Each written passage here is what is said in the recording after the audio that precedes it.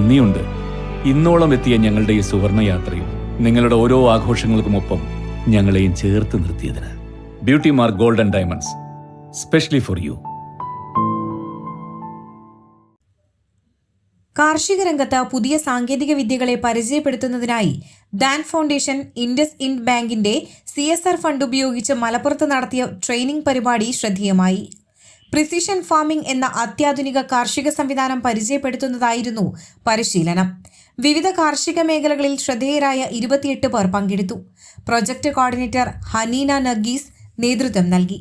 Doctor Anu Varghese ക്ലാസുകൾ കൈകാര്യം ചെയ്തു.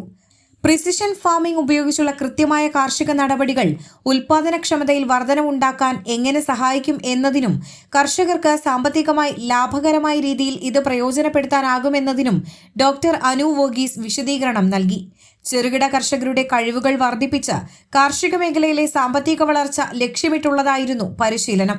ക്ലാസിന് ശേഷം പൊന്നാനിയിൽ ബോട്ട് യാത്രയും നടത്തി. Air 1 news, Malappuram.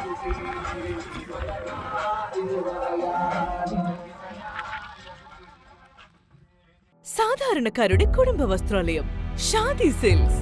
ഇനി കൂടുതൽ സൗകര്യങ്ങളോടെ മികച്ച കളക്ഷനും വിശാലമായ പാർക്കിങ്ങും. ഷാദി സിൽക്സ്, ബസ് സ്റ്റാൻഡിന് എതിർവശം, കൊണ്ടോട്ടി.